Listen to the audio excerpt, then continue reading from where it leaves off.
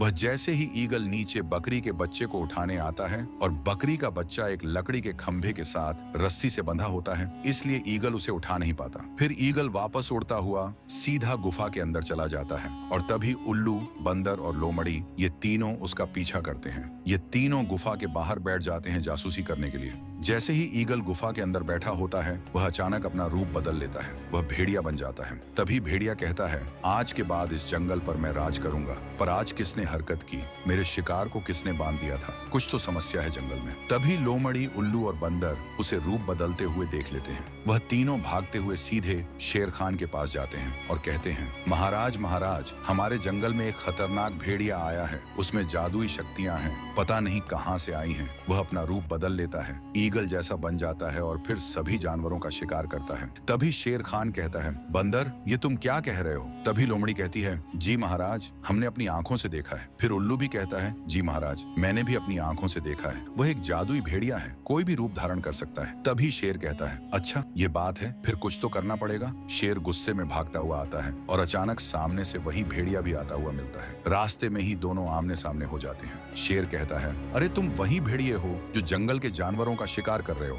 भेड़िया कहता है, नहीं नहीं महाराज, मैं किसी जानवर का शिकार क्यों करूंगा? शेर कहता है, मेरे सामने मासूम बनने की जरूरत नहीं है, मैं तुम्हारे बारे में सब जान गया हूँ, तुम जादुई भेड़िए हो। तभी भेड़िया कहता है, हाँ ये सब मैंने ही किया है, तुम मेरा क्या कर लोगे? शेर कहता है, अभी बताता हूँ मैं तुम्हारा क्या कर सकता हूँ। दोनों गुस्से में आ जाते हैं। अचानक वह भेड़िया एक खतरनाक राक्षस बन जाता है और कहता है, अब बताओ, अब तुम मेरे साथ कैसे लड़ोगे? तुम मेरा कुछ भी नहीं कर सकते। वह राक्षस शेर को धक्का देता है और दोनों लड़ने लगते हैं। फिर वह खतरनाक भेड़िया शेर को उठाकर जमीन पर पटक देता है। शेर मर जाता है। तभी भेड़िया कहता है, आज के बाद इस जंगल पर राज मेरा चलेगा। किसी भी जानवर ने मेरे सिवा किसी का नाम लिया तो उसे मैं मौत के घाट उतार दूंगा। वह सिंहासन पर बैठ जाता है और कहता है, यह सिंहासन मेरे लिए बना है और मैं इस पर राज करूंगा। किसी ने भी मेरे खिलाफ आवाज उठाई तो मैं उसे नहीं छोड़ूंगा। फिर वह सभी जानवरों से कहता है, आज के बाद तुम लोग मेरे गुलाम हो। मेरे बारे में किसी ने कुछ भी कहा तो मैं उसे नहीं छोड़ूंगा। जाओ, शेर की पत्नी और उसके दूसरे बच्चे को पकड़ कर लाओ। उधर शेर की पत्नी